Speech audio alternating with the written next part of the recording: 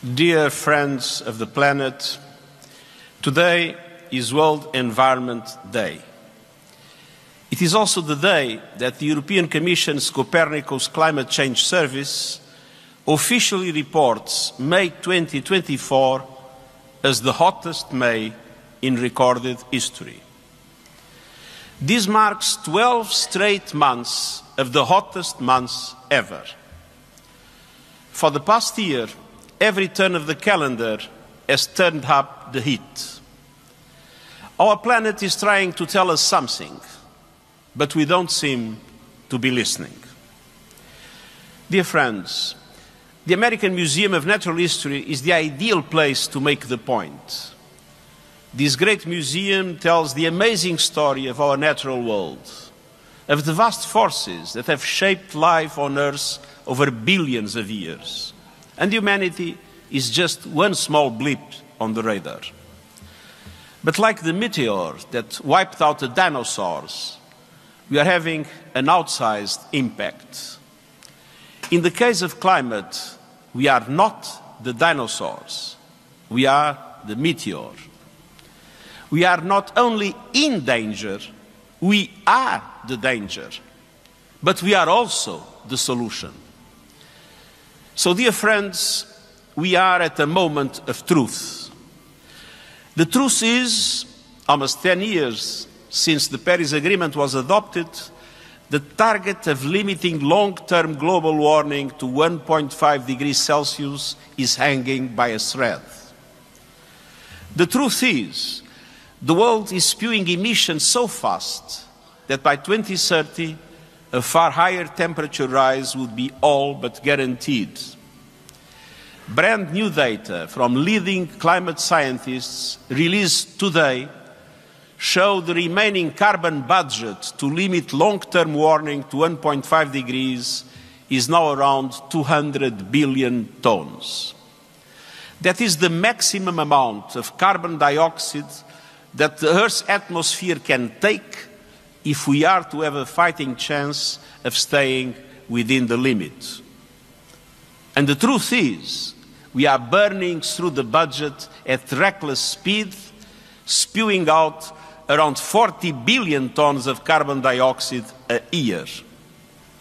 We can all do the math. At this rate, the entire carbon budget will be busted before 2030. The truth is, global emissions need to fall 9% every year until 2030 to keep the 1.5 degree limit alive. But they are heading in the wrong direction. Last year, they rose by 1%. The truth is, we are already facing incursions into 1.5 degree territory. The World Meteorological Organization reports today that there is an 8% chance the global annual average temperature will exceed the 1.5 degree limit in at least one of the next 5 years. In 2015, the chance of such a breach was near zero. And there is a 50-50 chance that the average temperature for the entire next 5-year period will be 1.5 degrees higher than pre-industrial times. We are playing Russian roulette with our planet. And we need an exit ramp off the highway to climate hell. And the truth is, we have control of the wheel. The 1.5 degree limit is still just about possible. And let's remember, it's a limit for the long term, measured over decades, not months or years. So stepping over the threshold, the 1.5, for a short time does not mean the long-term goal is shot. It means we need to fight harder now. The truth is, the battle for 1.5 degrees will be won or lost in the 2020s under the watch of leaders today. And all depends on the decisions those leaders take or fail to take, especially in the next 18 months. It's climate crunch time. The need for action is unprecedented, but so is the opportunity. not just to deliver on climate, but on economic prosperity and sustainable development. Climate action cannot be captive to geopolitical divisions. So, as the world meets in Bonn for climate talks and gears up for the G7 and G20 summits, the United Nations General Assembly and COP29, we need maximum ambition, maximum acceleration, maximum cooperation, in a word, maximum action. So, dear friends, why all this fuss about 1.5 degrees? Because our planet is a mess of complex connected systems, and every fraction of a degree of global heating counts. The difference between 1.5 and 2 degrees could be the difference between extinction and survival for some small island states and coastal communities. The difference between minimizing climate chaos or crossing dangerous tipping points. 1.5 degrees is not a target, it's not a goal, it's a physical limit. Scientists have alerted us that temperatures rising higher would likely mean the collapse of the Greenland ice sheet and the West Antarctic ice sheet with catastrophic sea level rise, the destruction of tropical coral reef systems and livelihoods of 300 million people, the collapse of the Labrador Sea Current that would further disrupt weather patterns in Europe, and widespread permafrost melt that would release devastating levels of methane, one of the most potent heat-trapping gases. Even today, we are pushing planetary boundaries to the brink, shattering global temperature records and reaping the whirlwind. And it is a travesty of climate justice that those least responsible for the crisis are hardest hit. The poorest people, the most vulnerable countries, indigenous peoples, women and girls. The richest 1% emit as much as 2/3 of humanity.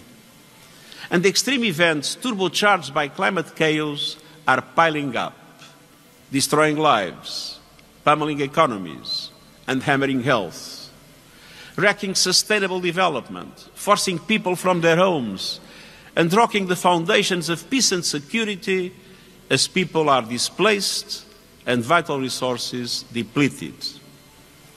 Already this year, a brutal heat wave has baked Asia with record temperatures, shriveling crops, closing schools, and killing people.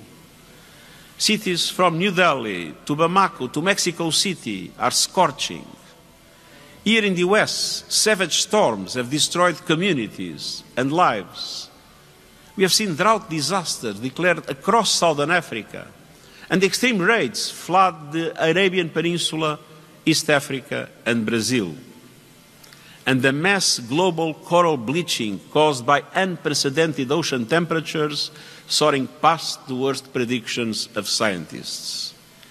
The cost of all this chaos is hitting people where it hurts, from supply chains severed to rising prices, mounting food insecurity, and uninsurable homes and businesses. And that bill will keep growing. Even if emissions hit zero tomorrow, a recent study found that climate chaos will still cost at least 38 trillion a year by 2050. Climate change is the mother of all stealth taxes paid by everyday people and vulnerable countries and communities. Meanwhile, the godfathers of climate chaos, the fossil fuel industry, rake in record profits and feast off trillions in taxpayer-funded subsidies. Dear friends, we have what we need to save ourselves. Our forests, our wetlands, and our oceans absorb carbon from the atmosphere. They are vital to keeping 1.5 alive or pulling us back if we do overshoot that limit. We must protect them. And we have the technologies we need to slash emissions. Renewables are booming, as costs plummet and governments realize the benefits of cleaner air, good jobs, energy security, and increased access to power. Onshore wind and solar are the cheapest source of new electricity in most of the world and have been for years. Renewables already make up 30% of the world's electricity supply, and clean energy investments reached a record high last year, almost doubling in the last 10. Wind and solar are now growing faster than any electricity source in history. And economic logic makes the end of the fossil fuel age inevitable. The only questions are, will that end come in time, and will the transition be just? Dear friends, we must ensure the answer to both questions is yes. And we must secure the safest possible future for people and planet. That means taking urgent action, particularly over the next 18 months, to slash emissions, to protect people and nature from climate extremes, to boost climate finance, and to clamp down on the fossil fuel industry. Let me take each element in turn. First, huge cuts in emissions led by the huge emitters. The G20 countries produce 80% of global emissions. They have the responsibility and the capacity to be out in front. Advanced G20 economies should go furthest, fastest, and show climate solidarity by providing technological and financial support to emerging G20 economies and other developing countries. Next year, governments must submit so-called national determined contributions, in other words, national climate action plans. And these will determine emissions for the coming years. At COP28, countries agreed to align those plans with the 1.5-degree limit. But these national plans must include absolute emission reduction targets for 2030 and 2035. They must cover all sectors, all greenhouse gases, and the whole economy. And they must show how countries will contribute to the global transitions essential to 1.5 degrees, putting us on a path to global net zero by 2050, to phase out fossil fuels, and to hit global milestones along the way, year after year and decade after decade. That includes, by 2030, contributing to cutting global production and consumption of all fossil fuels by at least 30%, and making good on commitments made at COP28 on ending deforestation, doubling energy efficiency, and tripling renewables. Every country must deliver and play their rightful part. And that means that G20 leaders working in solidarity to accelerate a just global energy transition aligned with the 1.5-degree limit, they must assume their responsibilities. We need cooperation, not finger-pointing. It means that G20 aligning their national climate action plans, their energy strategies, and their plans for fossil fuel production and consumption within a 1.5-degree future. And it means the G20 pledging to reallocate subsidies from fossil fuels to renewables, storage and grid modernization, and support for vulnerable communities. It means the G7 and other OECD countries committing to end coal by 2030 and to create fossil fuel-free power systems and reduce oil and gas supply and demand by 60% by 2035. It means all countries ending new coal projects now, particularly in Asia, home to 95% of planned new coal power capacity. And it means non-OECD countries creating climate action plans to put them on a path to ending coal power by 2040. And it means developing countries creating national climate action plans that double as investment plans, spurring sustainable development, and meeting soaring energy demand with renewables. The United Nations is mobilizing our entire system to help developing countries to achieve these through our Climate Promise initiative. Every city, region, industry, financial institution and company must also be part of the solution. They must present robust transition plans by COP30 next year in Brazil at the latest. Plans aligned with 1.5 degrees and the recommendations of the UN high-level expert group on net zero. Plans that cover emissions across the entire value chain, that include interim targets and transparent verification processes, and that steer clear of the dubious carbon offsets that erode public trust while doing little or nothing to help the climate. We can't fool nature. False solutions will backfire.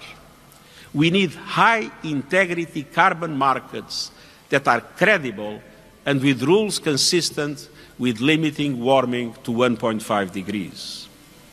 And I also encourage scientists and engineers to focus urgently on carbon dioxide removal and storage, to deal safely and sustainably with final emissions from the heavy industries hardest to clean.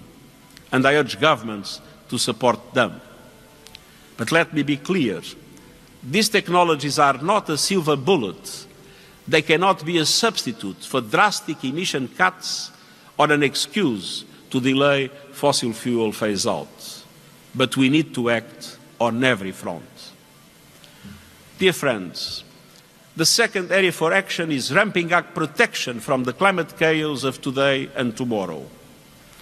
It is a disgrace that the most vulnerable are being left stranded, struggling desperately to deal with the climate crisis they did nothing to create. We cannot accept a future where the rich are protected in air-conditioned bubbles while the rest of humanity is lashed by lethal weather in unlivable lands. We must safeguard people and economies. Every person on Earth must be protected by an early warning system by 2027. And I urge all partners to boost support for the United Nations Early Warnings for All Action Plan. In April, the G7 launched the Adaptation Accelerator Hub. By COP29, this initiative must be translated into concrete action to support developing countries in creating adaptation investment plans and putting them into practice. And I urge all countries to set up their adaptation and investment needs clearly in their new national climate plans. But change on the ground depends on money on the table. For every dollar needed to adapt to extreme weather, only about 5 cents is available. At the first step, all developed countries must honor their commitment to double adaptation finance to at least $40 billion a year by 2025. And they must set out a clear plan to close the adaptation finance gap by COP29 in November. But we also need more fundamental reform. And that leads me on to my third point, finance. Dear friends, if money makes the world go round, today's unequal financial flows are sending us spinning towards disaster. The global financial system must be part of the climate solution. Eye-watering debt repayments are drying up funds for climate action. Extortion-level capital costs are putting renewables virtually out of reach for most developing and emerging economies. Astoundingly, and despite the renewables boom of recent years, clean energy investments in developing and emerging economies outside of China have been stuck at the same levels since 2015. Last year, just 15% of new clean energy investments went to emerging markets and developing economies outside China, countries representing nearly 2/3 of the world's population. And Africa was home to less than 1% of last year's renewables installations, despite its wealth of natural resources and vast renewables potential.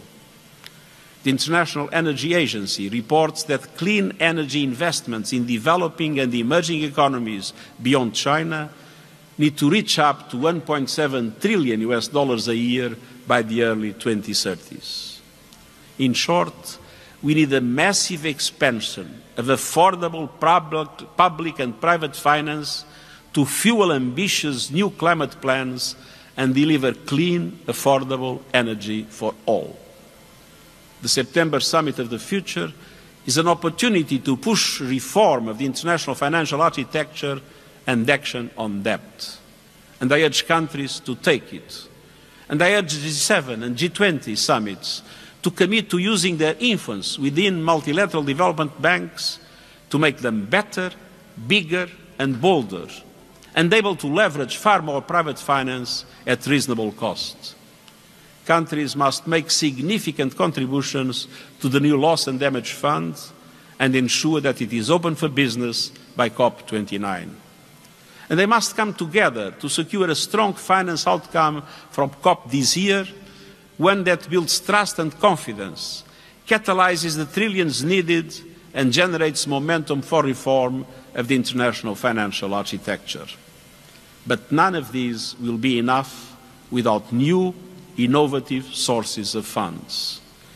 It's time to put an effective price on carbon and tax the windfall profits of fossil fuel companies. And by COP29, we need early movers to go from exploring to implementing solidarity levies on sections such as shipping, aviation and fossil fuel extraction to help fund climate action.